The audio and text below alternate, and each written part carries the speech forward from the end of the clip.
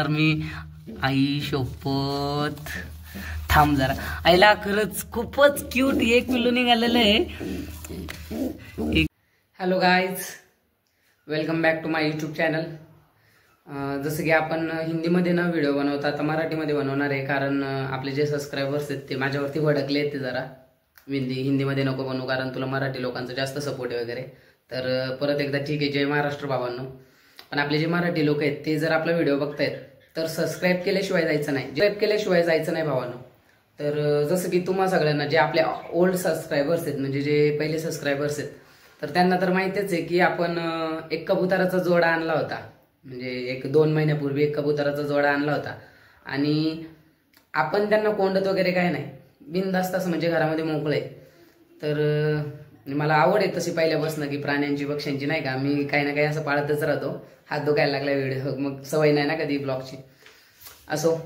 तर जो जोड आहे, तर जे आपले पहिले सबस्क्रायबर्स त्यांना तर माहितीच आहे, पण जे नवीन आलेत किंवा जे नवीन व्हिडिओ बघतात त्यांच्यासाठी मी सांगतोय की आपण जोडा आणला होता कबुतराचा, त्याच्या 1 महिन्यानंतरच काहीतरी 1 महिन्यानंतर त्यांनी 2 अंडे दिले होते।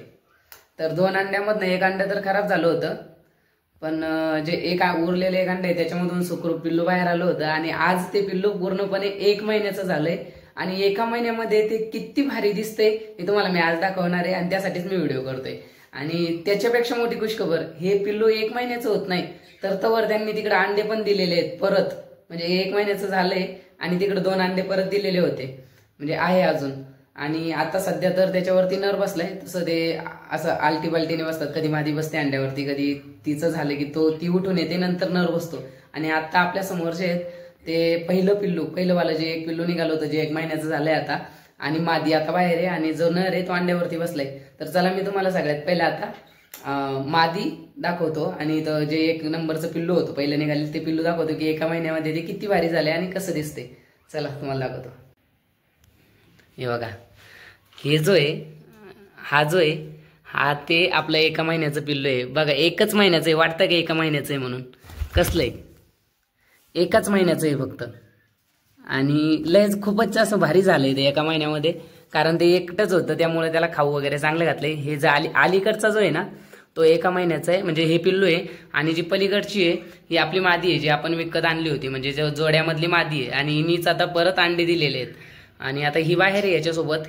हे तिचं पिल्लू आहे, हिचं पिल्लू हे पहिलंवालं, आणि ही आता बाहेर आहे। आणि जो नर आहे तो आता अंड्यावरती बसलाय।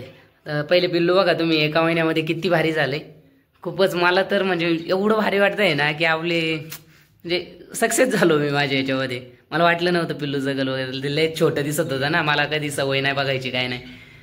चला तुम्ही तर पिल्लू आणि मादी बघितली आहे, आता मी तुम्हाला काय दाखवतोय की नर आहे तो अंड्यावरती बसलाय।